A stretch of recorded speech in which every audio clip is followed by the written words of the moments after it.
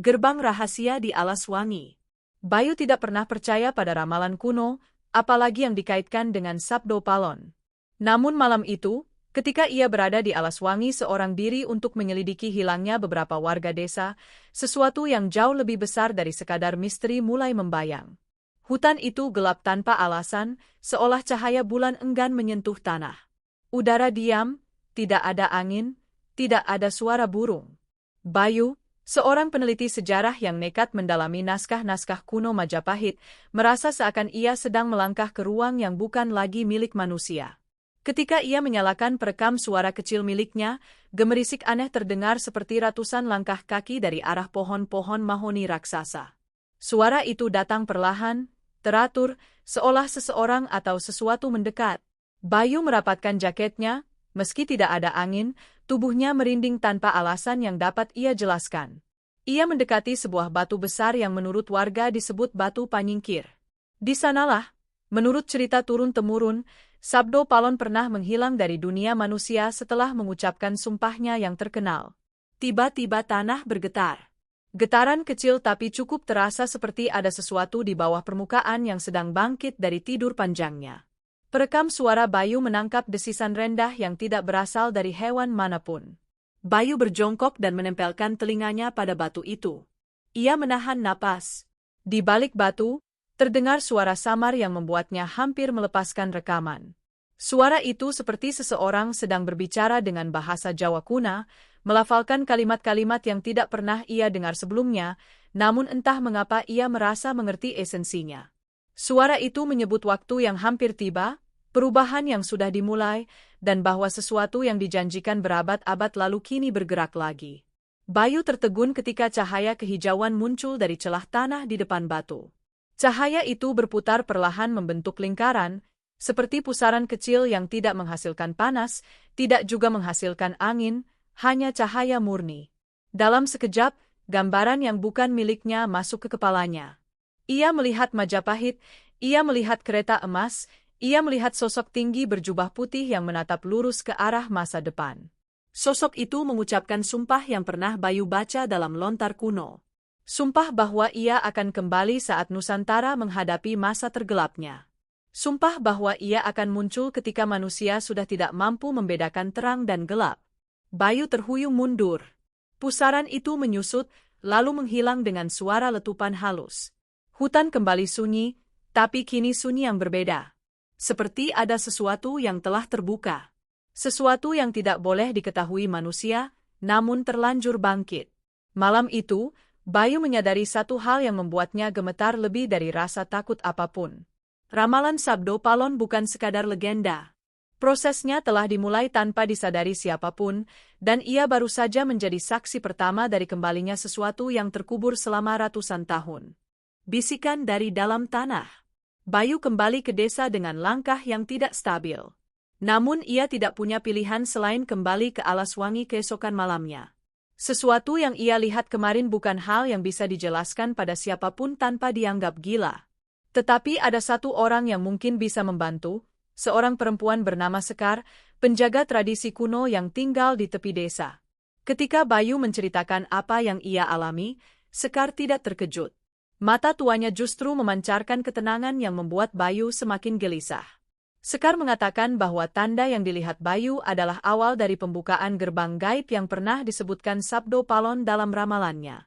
Banyak orang menganggap itu mitos, tetapi para penjaga pengetahuan kuno seperti dirinya mengetahui bahwa gerbang itu bukan sekadar simbol. Itu adalah titik di mana dunia manusia dan dunia tak kasat mata saling menyentuh. Malam kedua, mereka kembali ke Alas Wangi bersama. Sekar membawa dupa, kain mori, dan sebuah bel kecil yang terlihat kuno. Ketika mereka tiba di depan Batu Panyingkir, Sekar berlutut dan mulai melantunkan mantra yang tidak pernah terdengar sebelumnya. Suaranya rendah, ritmis, dan membuat udara di sekitar mereka menjadi lebih berat. Tiba-tiba tanah berderak, kali ini lebih keras daripada malam sebelumnya. Bayu merasa seolah dirinya berdiri di atas sesuatu yang bergerak.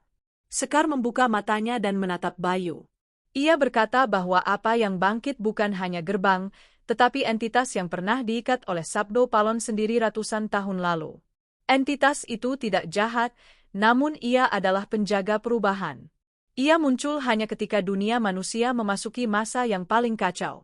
Dan masa itu, menurut Sekar, telah tiba diam-diam. Tiba-tiba bel di tangan Sekar bergerak sendiri. Bunyi nyaringnya membelah malam. Dari balik pohon muncul kabut pekat yang berputar perlahan seperti tangan raksasa yang sedang mencari bentuknya. Suara berat menggema, bukan dari mulut manusia. Suara itu memanggil nama seseorang. Nama yang membuat darah Bayu dingin. Suara itu memanggil Sabdo Palon. Sekar menatap kabut itu dengan wajah pucat. Ia berkata bahwa jika nama itu sudah disebut, berarti sosok yang mereka panggil selama berabad-abad bukan lagi sekadar legenda. Ia sedang berjalan kembali ke dunia, sedikit demi sedikit, didorong oleh kekacauan yang terjadi di Nusantara. Dan malam itu, Bayu merasakan bahwa setiap langkah manusia kini sedang diamati oleh sesuatu yang tidak terlihat. Sesuatu yang telah lama menunggu. Jejak yang tidak boleh muncul. Bayu memutuskan untuk mencari bukti fisik. Jika ramalan itu benar terjadi, ia harus menemukan jejaknya. Ia dan Sekar mulai menelusuri kawasan hutan yang menurut warga sering menelan orang. Suatu pagi, mereka menemukan tanah yang tidak seperti tanah biasa. Warnanya kehitaman dan berkilau, seolah pernah terbakar dari dalam. Sekar mengatakan bahwa tempat itu adalah titik keluarnya energi yang terhubung dengan sumpah Sabdo Palon. Bayu mengumpulkan sampel tanah dan merekam setiap detik. Namun saat ia mencoba menggali sedikit, suara seperti dentuman muncul dari dalam tanah. Bukan suara hewan atau batu jatuh. Suara itu seperti napas yang dihembuskan dari perut bumi. Napas panjang yang berat, seperti seseorang baru saja terbangun dari tidur panjang. Sekar menariknya mundur dan berkata bahwa penjaga gaib telah melihat mereka. Ia memperingatkan bahwa jika mereka terlalu jauh, mereka bisa dianggap sebagai ancaman. Malam harinya, Bayu mendengar sesuatu di luar jendela rumah Sekar. Suara langkah kaki perlahan, tapi tidak berpola seperti manusia. Bayu mengintip. Ia melihat bayangan panjang di kejauhan, bergerak tanpa sumber cahaya. Bayangan itu menatap rumah mereka. Tatapan yang tidak memiliki mata tetapi penuh kesadaran. Sekar bangun dan langsung menyalakan dupa pelindung sambil berkata bahwa mereka telah terlibat terlalu jauh. Keesokan harinya, Bayu menemukan 3 simbol aneh terukir di tanah, tepat di depan pintu. Simbol itu sama dengan yang ia lihat dalam manuskrip kuno yang menyebutkan masa kembalinya Sabdo Palon. Simbol itu adalah tanda pembuka jalan. Dan itulah saat Bayu menyadari bahwa bukan ia yang sedang menelusuri ramalan. Ramalan itu yang sedang menelusuri dirinya. Makhluk penjaga yang tersingkir dari sejarah. Pagi itu, Bayu dan Sekar kembali ke Alaswangi dengan langkah yang lebih berat daripada sebelumnya. Bukan hanya karena mereka tahu ada sesuatu yang mengawasi, tetapi karena Sekar membawa berita mengejutkan. Ia menemukan naskah kuno yang ternyata merupakan bagian hilang dari serat ramalan Sabdo Palon. Naskah itu menjelaskan bahwa ketika sumpah Sabdo Palon diucapkan, bukan hanya rakyat Majapahit yang mendengarnya, tetapi para makhluk gaib penjaga tanah Nusantara. Mereka adalah entitas kuno yang berjanji menjaga keseimbangan. Namun ketika kerajaan terpecah dan kekacauan mulai merajalela, para penjaga itu tersegel bersama sumpah tersebut. Dan kini, tanpa disadari siapapun, segel itu mulai terbuka. Saat mereka melangkah semakin dalam, Bayu melihat sesuatu yang tidak pernah ia duga. Di antara pepohonan besar, muncul bentuk bayangan seperti tubuh manusia tapi lebih tinggi dan lebih kurus. Sosok itu berdiri diam tanpa suara. Tidak bergerak, tidak mengeluarkan napas, namun jelas memperhatikan mereka. Sekar meminta Bayu tetap tenang dan tidak menatap langsung. Menurut naskah kuno, makhluk itu disebut Wikularap, penjaga gerbang pertama. Ia memastikan hanya mereka yang layak boleh mendekati titik pusat ramalan. Sekar mulai melafalkan mantra perlindungan, membuat udara bergetar halus. Kulit Bayu terasa dingin karena sosok itu seperti menyerap cahaya di sekelilingnya. Tiba-tiba tanah di sekitar mereka bergemuruh lirih. Daun-daun jatuh meski tidak ada angin. Wikularap mengangkat kepalanya perlahan. Mata hitam tanpa pupil terlihat. Saat itulah Bayu merasakan sesuatu masuk ke pikirannya. Seperti ada proyektor gaib yang menayangkan gambar secara paksa. Ia melihat Majapahit runtuh, ia melihat rakyat tercerai-berai, lalu ia melihat sosok berjubah putih yang dikelilingi api hijau. Sosok itu menatapnya dan berkata bahwa waktu tidak pernah mati. Waktu hanya menunggu saat yang tepat untuk membalas janji. Sesaat setelah visi itu berakhir, Wiku Larap menghilang seperti kabut tersapu panas. Hutan kembali normal tetapi Bayu tahu mereka baru saja melewati batas yang tidak boleh disentuh manusia. Sekar mengatakan bahwa mereka kini dianggap saksi sah proses kebangkitan ramalan. Itu artinya mereka juga menjadi bagian dari pengawasannya. Tidak ada jalan kembali bagi siapapun yang sudah disapa oleh penjaga. Di tengah perjalanan pulang, Bayu bertanya mengapa semua ini terjadi sekarang. Sekar menjawab bahwa ramalan Sabdo Palon tidak pernah menyebut tanggal, namun menyebut tanda-tanda besar. Salah satunya adalah ketika manusia mulai merusak tanah tempat mereka berpijak. Ketika alam tidak lagi sabar. Ketika manusia tidak lagi peduli siapa mereka sebenarnya. Masa itu sudah berjalan diam-diam, tanpa disadari. Saat itulah ramalan harus bangkit untuk menyeimbangkan kembali apa yang telah rusak. Bayu memandang ke arah alas wangi yang perlahan ditelan kabut tipis. Ia sadar bahwa dunia sedang berubah tetapi manusia tidak mengetahuinya. Sesuatu sudah terbangun. Dan itu tidak akan tidur lagi. Batu Panyingkir membuka luka lama Nusantara. Hari ketiga menjadi malam paling menegangkan. Bayu dan Sekar memutuskan untuk kembali ke Batu Panyingkir karena Sekar yakin titik itu adalah pusat kebangkitan. Saat mereka tiba, hutan terasa lebih sunyi dari biasanya, seolah semua makhluk hidup memilih menjauh. Ketika mereka mendekati batu yang kemarin memancarkan cahaya, Bayu merasakan aura tekanan kuat. Batu itu seperti memancarkan panas yang tidak membakar tetapi menembus kulit seperti getaran dari dalam bumi. Sekar mulai menaburkan bunga-bunga kering ke sekitar batu. Ia mengatakan bahwa Batu Panyingkir adalah tempat Sabdo Palon mengikat sumpahnya. Sumpah itu bukan hanya ucapan, tetapi perjanjian spiritual yang menahan kekuatan besar agar tidak menghancurkan Nusantara ketika perpecahan pertama terjadi. Namun kekuatan itu kini menagih janji. Tanah ini meminta keadilan atas apa yang dilakukan manusia selama ratusan tahun terakhir. Tiba-tiba suara retakan terdengar. Batu Panyingkir terbelah sedikit di bagian bawahnya. Dari celah kecil itu keluar cahaya merah keemasan yang membuat Bayu menutup mata. Sekar berlutut dan berdoa keras, tetapi Bayu tahu apapun yang keluar dari dalam batu bukan lagi hal yang mampu ditahan oleh manusia. Cahaya itu semakin kuat hingga membentuk semburat seperti kabut. Kabut itu berputar lalu berubah menjadi lingkaran cahaya yang berbeda dari malam sebelumnya. Ini lebih besar, lebih cepat, lebih agresif. Dari dalam lingkaran itu muncul suara yang sangat dalam, seperti berasal dari perut bumi. Suara itu mengucapkan kalimat yang membuat bulu kuduk Bayu berdiri. Suara itu berkata bahwa masa yang dijanjikan telah tiba. Tidak ada lagi waktu untuk menahan. Tidak ada lagi alasan untuk menunggu. Bayu melihat kilasan gambar lain. Kali ini bukan masa lalu, tetapi masa depan. Ia melihat laut yang bergolak tanpa angin. Ia melihat gunung meletus tanpa peringatan. Ia melihat manusia berlari tanpa arah. Semua itu muncul hanya dalam hitungan detik namun rasanya seperti menonton kiamat dalam jarak dekat. Sekar menutup telinganya dan mulai menangis. Ia berkata bahwa penyegelan yang dilakukan Sabdo Palon dahulu perlahan pecah. Jika segel itu runtuh sepenuhnya, Nusantara akan mengalami perubahan besar yang tidak bisa dihentikan. Bukan bencana semata, tetapi pergantian siklus. Manusia akan dipaksa melihat kebenaran yang selama ini mereka abaikan. Ketika cahaya itu akhirnya meredup, Batu Panyingkir kembali tenang. Namun Bayu tahu, sesuatu di dalamnya telah bergerak bebas. Dan kini mereka harus menemukan cara untuk bertahan sebelum ramalan itu berubah menjadi kenyataan paling kelam yang pernah ada. Bayangan Majapahit yang menyeruak ke masa kini. Bayu terbangun di rumah Sekar dengan kepala berat. Ia tidak ingat bagaimana ia kembali semalam. Sekar mengatakan bahwa ia pingsan setelah cahaya dari Batu Panyingkir mereda. Namun Bayu mengatakan bahwa ia masih merasakan bekas sentuhan entitas yang keluar dari batu itu.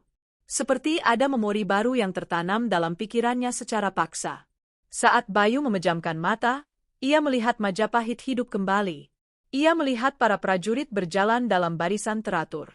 Ia melihat istana megah. Ia melihat rakyat yang ketakutan ketika badai hitam datang dari arah selatan. Dan di tengah badai, ia melihat Sabdo Palon berdiri tegak membawa tongkat panjang yang memendar cahaya tembaga. Ia berteriak kepada rakyat agar tidak menyerah, bahwa Nusantara akan selalu terlindungi. Namun ada sesuatu yang menghancurkan garis pertahanan mereka. Sesuatu yang tidak dapat dilawan dengan senjata. Sekar mengatakan itu bukan mimpi. Itu adalah ingatan yang dititipkan oleh para penjaga agar Bayu mengerti apa yang sedang datang. Bukan ancaman baru, melainkan ancaman lama yang kembali bangkit. Sesuatu yang pernah memecah persatuan Majapahit kini mencoba memecah manusia kembali. Dan Sabdo Palon meninggalkan ramalan untuk menghadapi hal itu. Malam berikutnya, suara gong terdengar dari arah hutan. Suara itu berat, lambat, namun menggema sampai ke desa. Warga mulai gelisah. Mereka melihat cahaya aneh muncul di langit. Bayu dan Sekar bergegas menuju Alaswangi. Di tengah perjalanan, Bayu melihat sosok berkerudung berdiri di pinggir jalan tanah. Sosok itu tidak bergerak, tidak berbicara, namun menatap mereka dengan sorot yang tidak disebut sebagai manusia. Ketika mereka mendekat, sosok itu berbisik. Bisikan itu mengatakan bahwa waktu Majapahit telah kembali menyentuh masa kini. Segala yang terjadi dulu akan berulang dengan bentuk berbeda. Sekar tersungkur berlutut. Ia memahami arti bisikan itu. Jika sejarah terulang, manusia modern tidak akan mampu menahan apa yang menimpa Majapahit dulu. Mereka terlalu jauh dari kebijaksanaan nenek moyang. Terlalu buta terhadap alam. Terlalu sombong untuk mengakui tanda-tanda. Sosok itu menghilang dalam sekejap. Jalan kembali gelap. Namun Bayu tahu mereka tidak dapat mundur. Tanah ini sudah terbangun dan sedang menagih semua janji yang pernah dilanggar. Puncak kebangkitan yang tidak bisa dihindari. Langit di atas Alaswangi malam itu tampak berbeda. Tidak ada bintang. Tidak ada bulan. Yang ada hanya warna merah tipis seperti kabut darah yang menyelimuti seluruh langit. Bayu dan Sekar merasakan tekanan udara begitu berat sampai napas terasa sulit. Namun mereka tetap melangkah ke tengah hutan. Mereka tahu peristiwa puncak ramalan sudah mulai terjadi. Ketika mereka mendekati batu panyingkir, tanah berguncang lebih kuat, membuat daun-daun gugur seperti hujan. Suara mirip gong kuno terdengar lagi. Kali ini lebih dekat. Lalu muncul bayangan besar di belakang batu. Bayangan itu tampak seperti manusia namun ukurannya terlalu besar. Ketika ia bergerak, pohon-pohon bergetar seolah tunduk padanya. Bayu terdiam. Ia tahu siapa itu. Bukan wujud asli, tetapi manifestasi dari sumpah Sabdo Palon. Energi yang pernah ia tinggalkan di batu itu kini kembali membentuk dirinya. Manifestasi itu membuka kedua tangannya dan suara berat menggema. Suara itu berkata bahwa waktu bagi manusia untuk memilih sudah tiba. Nusantara akan dilindungi tetapi manusia harus membayar harga. Harga berupa perubahan yang tidak dapat dihindari. Bayu melihat kilasan lagi. Ia melihat kota-kota besar luluh lantak oleh banjir, ia melihat tanah retak, ia melihat langit terbakar. Namun ia juga melihat masyarakat yang bangkit dari kehancuran. Mereka membangun kembali dunia dengan cara yang lebih benar. Itu adalah dua jalur yang mungkin terjadi. Semua tergantung pada keputusan manusia. Namun Bayu tahu manusia tidak akan pernah siap mengambil keputusan seperti itu. Sekar berusaha berkomunikasi dengan manifestasi itu. Ia mengatakan manusia masih punya harapan. Mereka hanya butuh waktu. Namun manifestasi menjawab bahwa waktu adalah hal yang selama ini manusia buang. Dan kini, semua harus dikembalikan dengan cara apapun. Tiba-tiba angin besar menerjang hutan. Batu panyingkir bersinar lagi. Manifestasi itu menghilang dan Bayu merasakan bumi seperti melepaskan sesuatu secara penuh. Ia tahu saat itulah puncak kebangkitan telah benar-benar terjadi. Kekacauan yang merembes ke dunia nyata. Keesokan paginya, Bayu dan Sekar kembali ke desa. Namun desa itu sudah berubah. Warga berkumpul dengan wajah panik. Mereka mengatakan bahwa malam tadi mereka melihat bayangan besar melintas di atas langit, seperti sosok raksasa yang berjalan di antara awan. Mereka juga mendengar suara tangis dari dalam tanah, suara yang tidak dapat dijelaskan. Banyak yang sakit tiba-tiba, beberapa pingsan tanpa sebab. Dan yang paling aneh, air sumur berubah rasanya. Tidak busuk, tetapi terasa seperti logam. Sekar menjelaskan kepada warga bahwa mereka sedang menghadapi akibat dari ramalan yang mulai berjalan. Banyak warga tidak percaya, Namun mereka merasakan sendiri keanehan itu. Bayu kemudian mengajak beberapa warga melihat alas wangi dari kejauhan. Mereka melihat kabut hitam membentuk pusaran besar seperti mata raksasa yang menatap balik kepada manusia. Malam itu, Bayu kembali mendapatkan penglihatan. Ia melihat hantu-hantu masa lalu, para prajurit Majapahit, rakyat yang terjebak dalam peperangan lama, dan makhluk-makhluk gaib yang selama ini tertidur. Mereka berjalan menuju dunia manusia, bukan untuk menyerang, tetapi untuk memberi peringatan. Mereka adalah saksi sejarah yang tidak ingin dunia terulang menjadi bencana yang sama. Namun manusia modern terlalu buta untuk memahaminya. Ketika Bayu terbangun, ia terengah-engah. Sekar mengatakan bahwa hanya sedikit orang yang mendapatkan penglihatan semacam itu. Itu artinya Bayu telah dipilih oleh para penjaga untuk menyimpan pesan penting. Jika Bayu tidak berhasil menyampaikan pesan itu kepada manusia, maka tidak akan ada yang bisa menghentikan kejadian besar yang sudah berada di ambang mata. Kesadaran terakhir sebelum ramalan menelan Nusantara. Hari terakhir menjadi malam paling menentukan. Bayu dan Sekar kembali ke Batu Panyingkir untuk terakhir kalinya. Mereka melihat segel batu itu kini terbuka lebih lebar dari sebelumnya. Cahaya merah, hijau, dan emas muncul bersamaan menciptakan spiral besar di atas hutan. Bayu merasakan tanah seperti berdenyut layaknya jantung. Sekar mengatakan bahwa jika denyut itu berhenti, ramalan akan selesai dengan cara paling ekstrim. Tiba-tiba suara muncul dari spiral. Suara itu mengatakan bahwa manusia telah diperingatkan berkali-kali tetapi tetap tidak mendengarkan. Alam telah menyaksikan segalanya.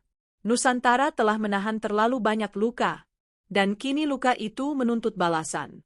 Spiral itu semakin besar lalu berubah wujud menjadi mata raksasa bercahaya. Mata itu menatap Bayu secara langsung. Ia merasa seolah seluruh tubuhnya dipindai oleh sesuatu yang jauh lebih tua daripada peradaban manusia. Dalam detik itu, Bayu melihat kebenaran yang tidak pernah ia bayangkan. Sabdo Palon bukan hanya penasihat Majapahit. Ia adalah penyatu antara dunia manusia dan dunia gaib.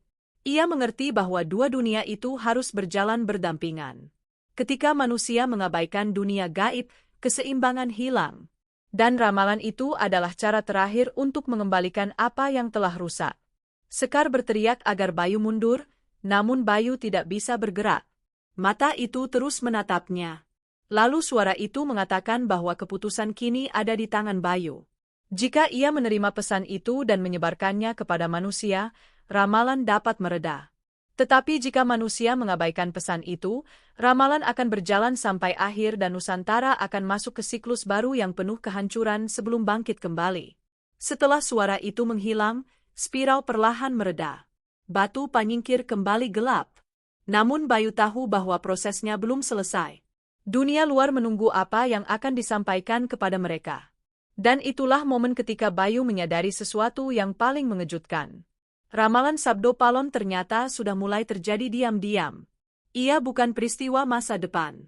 Ia adalah peristiwa masa kini yang manusia tidak pernah ingin lihat. Bayu memandang hutan untuk terakhir kalinya. Dan ia tahu, mulai detik itu, tidak ada lagi jalan kembali.